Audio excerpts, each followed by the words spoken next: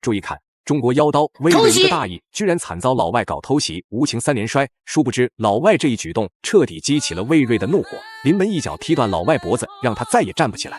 本场比赛发生在10年前的香港擂台上，魏瑞刚刚在日本拿到世界冠军金腰带。 没想到世界各地的顶尖拳王纷纷向魏瑞发起了挑战，对此魏瑞只能硬着头皮接下一场又一场恶战，证明自己的实力。好了，废话不多说，让我们看看魏瑞是如何痛揍老外，为国争光。麻烦各位帅哥美女长按3秒点赞，小编祝各位早日赚到100万。第一回合开始，红色拳套就是中国选手魏瑞，蓝色拳套就是荷兰选手布韦。没想到布韦一上来就特别不讲武德，只管施展各种摔法，将魏瑞击倒在地。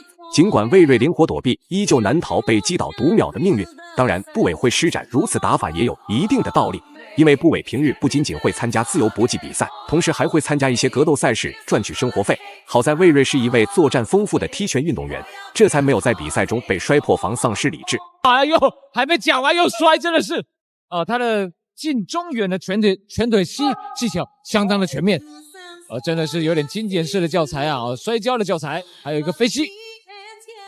所以今天魏瑞上次躲过了加拿大选手波球拳馆加拿大选手丹尼斯的重击，但是呢，今天对上了这位荷兰选手，能不能全身而退呢？就让我们拭目以待。又要被摔，哎呀，还好魏瑞跑得快。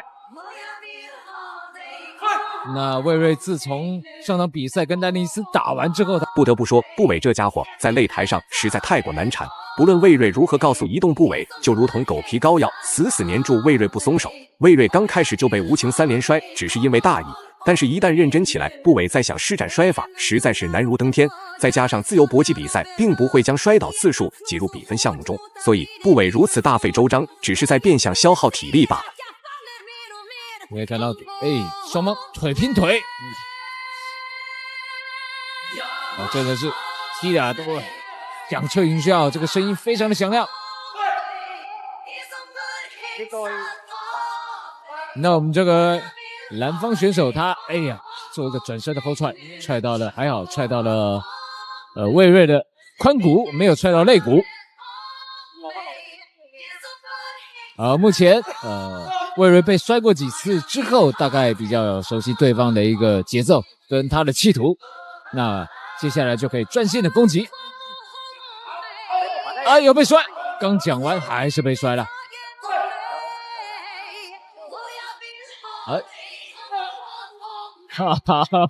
魏瑞也玩得很开心啊。比赛来到第2回合，魏瑞的高速移动和频繁密集的腿法，也让布韦感受到了前所未有的压力。布韦明明很努力地控制魏瑞的比赛节奏，可是中国选手魏瑞却总能找到合适机会给予反击，争夺比分。而布韦这家伙却只喜欢内围缠抱，全然不顾比赛规则。要是长时间的内围搂抱下去，裁判也有理由上前制止，扣除比分。好，为了做了一些针对性的训练，还没有完全发挥效果。那我们刚才讲到，这个荷兰选手他的高扫踢啊，其实是可以连发的，所以待会魏瑞要小心点啊！但一摔没摔成，立刻连续动作再一个袭击。这是一个南方选手高杆的地方，动作非常的多，让魏瑞啊有点吃不消。南方选手招式变化多，落点多而且有时候啊，你在忙着抗摔、忙着做一些平衡的时候，对方又会接着转变招攻击，终于被推走了。到现在为止，魏瑞已经逐渐控制双方的比赛节奏，尽可能的压制布韦，使其失去继续战斗的能力。要知道，频繁的缠抱是一件极其耗费体力的事情。魏瑞明白，对手就是打算将自己拖入深水区，然后找机会 KO。聪明机智的魏瑞怎能让布韦轻易得逞？一边高速移动，一边精准反击，就是要让布韦在所有位置丧失主动权。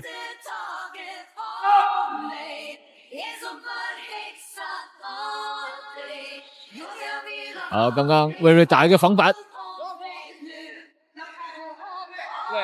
我们目前进入了肉搏战，近身袭击差点上头。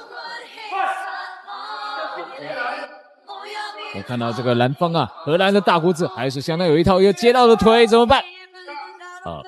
这是会有比较危险的地方，步法要跟上，步伐要跟上自己的重心。自己的重心不要跑到你脚的前面去，失去平衡。被魏睿反击，但是呢，比赛来到第3回合，眼看部伟还想施展摔法将自己击倒，所幸魏睿先发制人，临门一脚命中了部伟的脖子，短时间内部伟也被这一脚踢得站不起来。当然，裁判也立刻对倒地选手进行口头读秒扣除比分。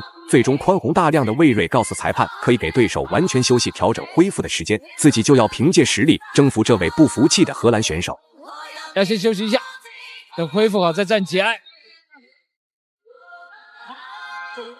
糟糕了，糟糕！哎，牙掉下来还是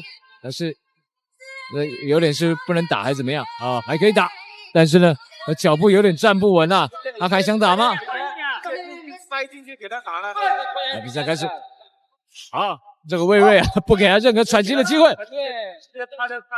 哎呀，糟糕，有点撑不住啦，会不会击倒第2次了？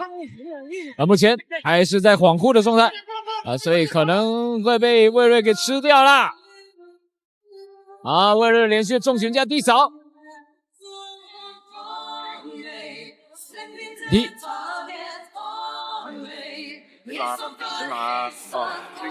比赛进行到现在已经没有太大的悬念，毕竟不论是比分优势还是比赛节奏控制上，魏睿都占据绝对优势。部伟也从刚开始的自信十足变得畏首畏尾，比赛就此也进入到倒计时阶段。只要魏睿继续发挥灵活打法，就算不能达到 KO 的最终目标，那完全可以通过比分取得最终胜利。有点踢到裆第2次的中裆。好，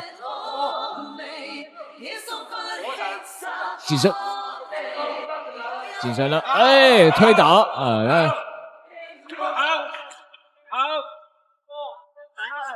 这个算击倒，这个牙套戴不上去，现场给他一点嘘声，好，加油！魏睿的后手重拳打穿了他的报价，这个帅来给的帅，这样行不行呢？我不知道要看裁判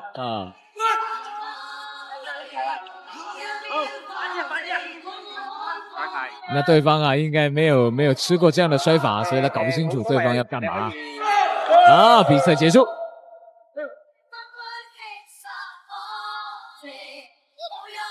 最后公布比赛结果，魏睿实至名归，赢下了比赛最终胜利。大家认为魏睿本场比赛表现如何呢？欢迎在评论区留言讨论，我们下期再见。